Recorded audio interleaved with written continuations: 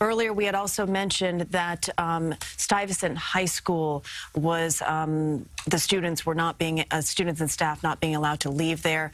We have Hazel Sanchez, who has been following this at the scene for us all afternoon, along with several other crews, and she has a student there from Stuyvesant High School who was just released. Hazel. Having been on the other end of the phone call for 2 hours. Yeah, I'm with Rebecca Collins. She is a student at Stuyvesant High School. A lot of kids were able to get out, but she was one of the students that was there literally until a few minutes ago. Can you tell me what that was like in there? First of all, where you were when this first all happened? I was in a small stretch of hallway on the first floor. There was one other girl there for a while, but after a while I was by myself. How did you know what happened, though? Like when this all first happened, and tell me how the school notified you guys and what they told you to do. They told us there was a shelter in, and they told us just to, at that time, 10th period hadn't ended yet, so just a shelter in meant everything was normal. You just couldn't leave or come in or out of the building. And then after a while, they turned off the bells, and they told us to stay in our classrooms. And did you know what had happened outside? No, I hadn't. I was texting with my mom, and I was trying to look things up, but I didn't have good service, and there wasn't any reporting on it yet at the time when they announced the shelter in. So what were you thinking?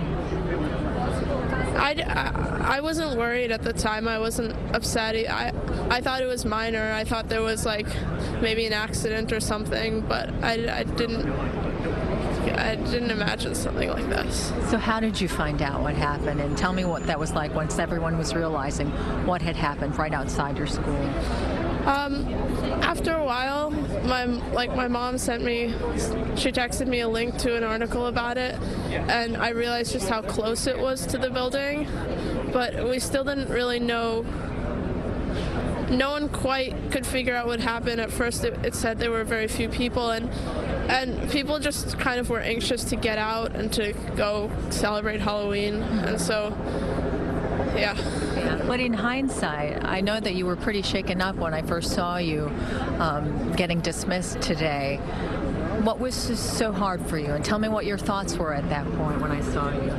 Well, like lately in the news there have been just so many mass shootings and so many shootings in general, and every time you're kind of like a little desensitized to it, and it's especially when it's far away. But to have something happen, it's like ironic to have something happen so close to you and just so close to your school.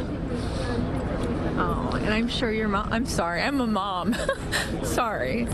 So I'm sure your mom's going to be excited to see you and give you a hug. Can I hug you? I'm glad you're okay too, okay? So you get home and enjoy your Halloween with your family, okay? Thank you so much, Rebecca, for your time. Thank you. As you can imagine, a lot of parents looking very forward to getting their kids home and to have as normal of a Halloween as they can tonight. Maurice and Christine.